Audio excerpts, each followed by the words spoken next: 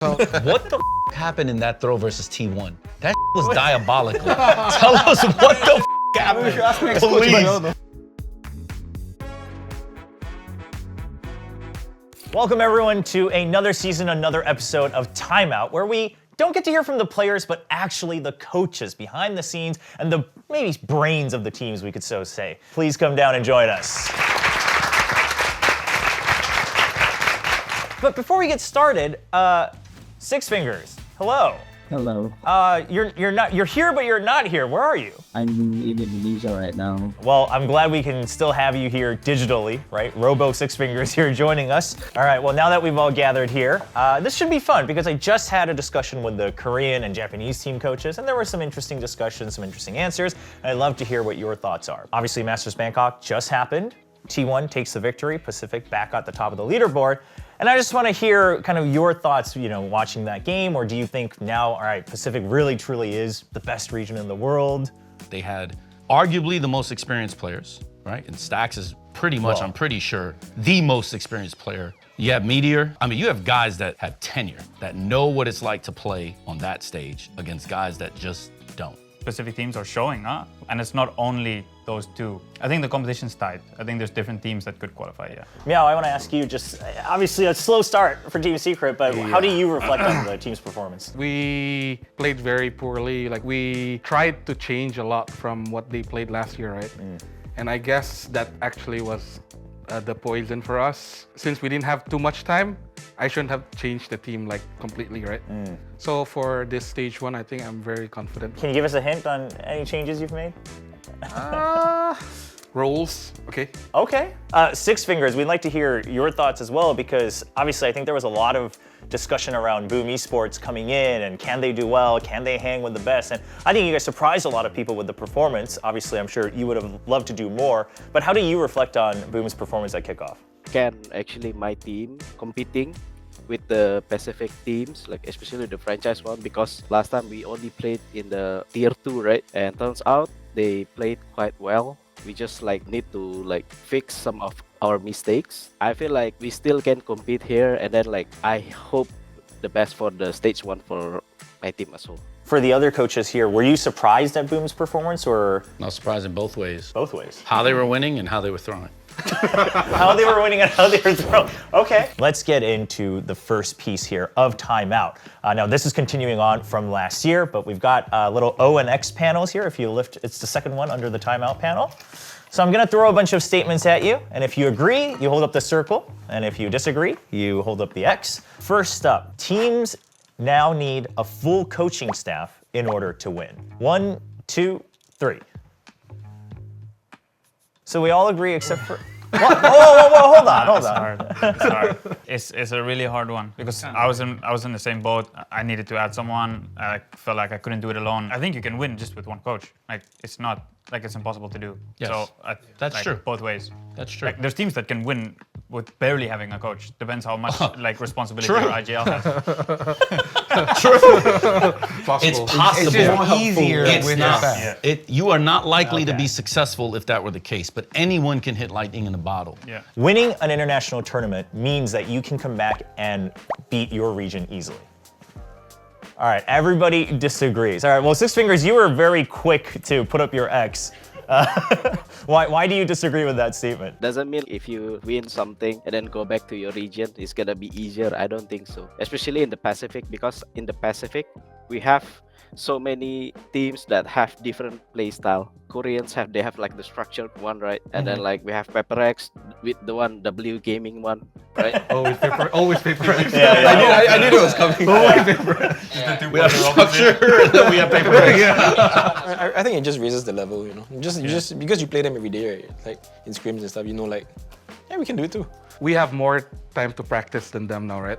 We're watching them, we know how they're playing already. Yeah. While they don't know what we're doing now, right? Yeah. So I think that has a big part also. And now new agents. Yeah. They didn't New really agents. nerf Tejo. We'll talk more about that. Good scrims means that the result will be replicated in a match. It's like a halfway. Yeah, I'm like a half actually. This The way it was phrased is it's like no. Yeah. Yeah, The spirit of what you're saying It's half. it's like half for me also, Yeah, actually. no. Cannot simulate Yes, the nerves, I and you agree. cannot simulate the lights, and you cannot simulate the crowd. How much are you learning from the VOD? Oh, fair. A lot less than if you That's get true. It's smashed. better to lose, actually. Yeah, a lot you than lose learn. your peak Yeah. at least. But also you don't want to lose all the time. We can learn a lot when we're losing, right? Like where we're struggling and like what's causing this loss streak for us. Definitely can have a big effect for us in the tournament I too. have a counter to that one, right? If Yeah. let's say you're going through a little bit of a streak, right? Yeah. And let's make it a little bit more specific. Okay. Let's say it's kind of like similar map, right? The same map. Okay, sure. And now you're losing. That means your VOD review is not effective, right? If you're making yeah. mistakes or you're finding new mistakes the whole time, that means just your macro of the map is just like you have so many problems, right? Yep, So yep, it's kind of hard. 40% win rate in scrim. I don't have a job. We were not a 40% win rate team in scrims. We were 92. cooked. We were cooked for until like March, May, around there, like somewhere between March, April, May. I don't. But then it remember. picked up, right? Yeah. Then we didn't lose anything, and then still went 0-2 barbecue with champs. Champs, you Unlucky. must have gotten like 95. Brother, champs. talent, unplayable. Brother, we were destroyed. When I say it was Unplayable. free, I literally could just go to sleep during scrims. We're chilling. So from the outside, a lot of people always look at Pacific and they say, oh, Pacific's just chaotic and aggressive. They're just crazy. So do you agree? Okay. Not one team. Well, most people Yeah, agree. there's more now. There are, yeah, Yeah. there are more now. There's more now. It's But- not only you guys know. You've inspired a nation or nations. Some of the Korean team is now like mixing their gameplay with high risk kind of play. You know, if you can see like something like Nongshim, it's very different play from the normal like DRX. Even like T1, they choose the high risk one. You know. Alex, you said no. I mean, it's I still think just you. I think that no. I think we're trying not to be. Like for Ah, example, the Korean teams, right? Maybe we're talking about Meteor and stuff, but I think it's players that come from Genji. Like they were just like, okay, I'm better than the guy, and they swing the guy, you know, kind of thing, and they pick one and run away. They still run away. You know what I mean? It's still within reason. You know, you know where they are. They are very much more aggressive. Same for T1. I think Meteor taught them how to play. Like it's a bit different now. I see them like using movement a lot more. Okay, so for our next segment, we actually collected a bunch of questions from you guys, the fans of VCT Pacific, ahead of time. And I'm sure it's all for Alex. so before we continue, this season we've prepared little timeout cards for all of you. So you'll each get one. And what you can do with these is basically this is your superpower. And Six Fingers, I'll put one in front of you, but you can basically raise your hand or shout or whatever you need to when you use the card. So whenever you want to interrupt, just raise the timeout card. That pauses it, and then you get the floor. You can't use it an unlimited amount of times. Which do you think is harder, being a player or being a coach, and why? Player, next. Really? Facts. You have to shoot, It's hard. think, play under the lights, Get scolded by coach. listen to someone else's game plan, and get yelled at. Being a good player is way Yeah, harder than super hard. any coach. Says, after a round ends, coaches are often seen jotting down notes. What are you writing down? Mistakes, what they did good, and planning for the next round. I just want to make sure that I remember what to say in a timeout because there's 1 minute, right?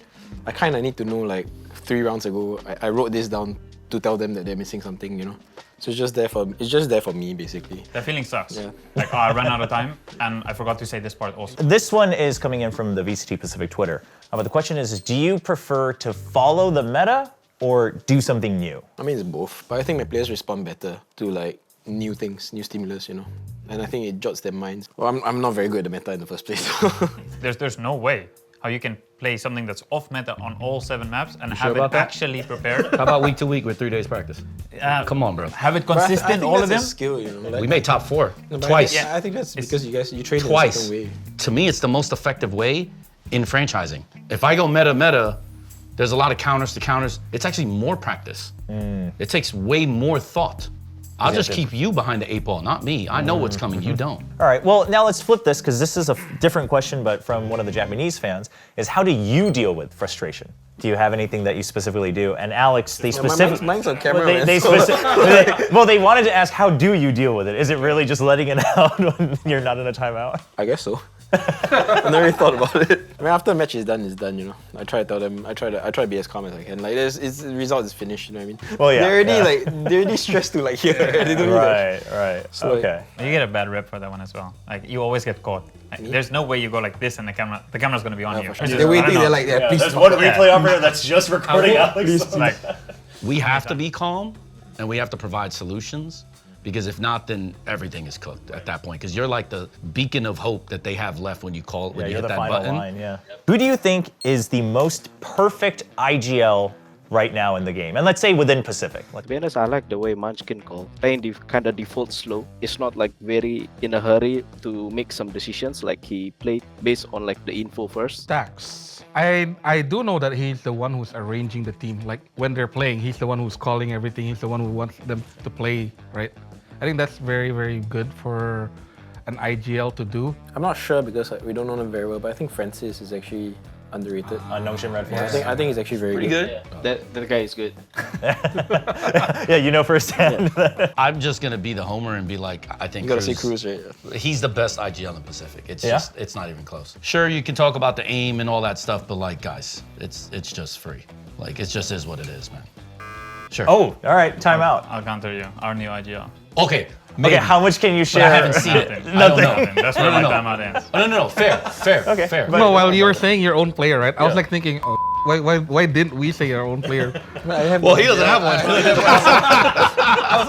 He's lost. So, what frustrates you the most as a coach when giving feedback? The thing that frustrates me most about timeouts is basically what Frost pointed out. It's like you tell them what to do, you know it's gonna work, and they do the exact opposite. And then you time out again, like Okay, and for our very last question, Alex, you don't have to answer this one. One of the fans is curious, have you ever been envious of Alex's star power? Like his branding, his popularity. Has anybody ever told you you have star power though? no, I don't even. I don't tweet. I don't use Instagram. That is the funniest thing because I was at the Champions Fan Fest last year. And there was a giant line for Alex's fan session for like signature. Crazy. But I was beside Jen though, so it might have been. You say that, but it was very clear that they were all there for Alex and not Jen, which is crazy to think about. For our last segment, I'm gonna go through and ask some questions, and you guys are gonna take your little timeout card here. And then you'll use that to point at who you think this is applicable to. So let's talk about the biggest news first. Who do you think will bring out Waylay first? On three. 1, 2, 3. Ooh, okay, we got a little mix and match here. You think you're going to? You voted for yourself, Frost. Meaning they're gonna use it. Yeah, so can we just assume we're gonna see it just day one? Your very first match? Paper X. Yeah, you voted for Paper X. gonna I do think it. we know why, but Yeah, they always do something different, right? I think you just have the players for it now. Well, and she's tie. Yeah, so you have to use. If I can't, guys, it was easy. It was an easy layup, guys. obviously, some other changes came through in this patch as well. One of the other big ones is Tejo. Tejo's now been, we'll say, nerfed, right? Especially the salvos now no longer being able to kill Killjoy's lockdown. So, on the count of 3, I want you to point to the coach you think is happiest that the salvos can no longer destroy a lockdown single-handedly. Oh, okay. Or just We're just following. He should have been nerfed. This is egregious. Egregious. But hey, what are you gonna do, bro? The Tejo crutch was so real. Unbelievable, bro. 60% pick rate? His first tournament ever? Usually they all climb. yeah, because into people have to a slight buff, learn. learning curve, slight buff, and then you get Harbor at the end. But that wasn't it for agent changes this patch. There was another agent that received some big changes. That's going to be the ISO. So on this one, I want you to point to the coach that you think is happiest about ISO's changes. Your ISO player's gone. Do you think? He has a new one. Oh, I got the best ISO player in the world. What are you talking about? Hell nah, right here. One, two, Give me three. all of them. Everybody's voting for Talon. Give me all of them. Hell no, I got Primi. I don't care. Is this simply because the other teams, you guys don't really see any other team playing ISO that much, or you just think he's still... T1's not here, so. Yeah, I would pick T1 also, maybe. Yeah, you would agree maybe. with T1. Or T1 or Talon also. All right, next up, of course, another big change this time is the map pool. Map pool changes again. Ascent is coming back. I know everyone's missed it so much. Icebox is coming back as well. And then Abyss and Bind are leaving us. Point to the coach that you think is happiest with the new map pool. On the count of 3, 1, 2, 3. You're pointing to Team Secret? Yep. Okay. When we scrim against Secret, they're really good at Ascent. I mean, I assume that they will be very happy when Ascent going back in. My win rate with Ascent was pretty good. Right. And Icebox. Oh, okay, so you're pretty happy about it as well. Okay. Why did you vote for yourself? Historically, we're good on Icebox in Ascent, and we had Bind as a ban recently, so it's gone. It just So fits like your... 3, yeah. Let's talk about the Ascent changes a little bit, though. Do you think like that B-wall change, Was it a long time coming? Do you think it's enough? It changes a lot for Sova players. I'm curious as to what people will use to stop it. People are gonna be way spicier about their picks now. Well, that's a lot of the major changes in game, obviously, map pool, new agents. But this one, it's not an in-game question, but we just want to hear your thoughts. Which coach would you want to play for at this table? On the count of 3. 1, 2, 3. 3 for Alex. Ewok? Sure. Okay. Oh, wow. Oh, Everyone wants to play for Alex. Who are you? Are you pointing at Ewok? Yeah. Okay. Very, very structured. And then like open to doing plays. You know, everyone can chip in. Everybody voted for Alex. Just someone want to shout out why? More freedom. Yeah, I was gonna say. GG. That's the exact word I was thinking of. GG. That's it. Well, but historically, that's what players have wanted. They like the freedom to be able to do the things that they want to do. Video games are art, right? Sure. It's a lot of science and math, but it's art. Playing is also sports. It's an art. It's a performance. Yeah, it's a performance. yeah. And if you're 17, 18, 19, 20, That's what you don't want, want to think about macro. You don't want to get yelled at for micro. You don't want to think about vetoes. Hell nah. W gaming, bro. You just hold it and go. That's it for the questions that we have prepared from here, but also I want to open up the floor now for any questions you might have for each other, whether it's somebody specific or just kind of you want to get opinions from the other coaches while we have this chance. Are you planning for week 1 or week 2? More than 2 weeks out. They're playing Prepared for Youngster Red both. Force week 1. Are you looking forward to playing multiple overtimes again in week 1 and setting a new record? We broke our own record now. Yeah, because the Yeah, former one was the LCQ and one. Zeta. Yeah, we broke our own record. Nice. Yeah. Every year. Yeah, every year. Run it back, bro. Actually, I have one. To Oh. Alex, actually. What's behind the idea giving Jing a sentinel? That's the thing. I'm just curious. There were some maps that you just can't force raise anymore, you know? Everyone like, where do we put this guy? But also after a while, you realize that now the duelist players are all transitioning to every role. I actually do have a question for Six Fingers, which is going to be left out, but I'm just curious. What the happened in that throw versus T1? That was diabolical. Tell us what the happened. Please. I think this No, is no, a no, good- but he was I do live. think this is a good question, yeah, because everyone was kind of curious. Explain that one. Here's the thing. The first time out, they become into like, in a hurry, like very reckless decision, and then like they forget about the objective when doing the default, like blocking the info, taking the space, everything, right? They forget about that. That's the first time out. I call it. They still didn't do it. And then after like we almost got the overtime. I guess like you guys curious why I pressed timeout, right?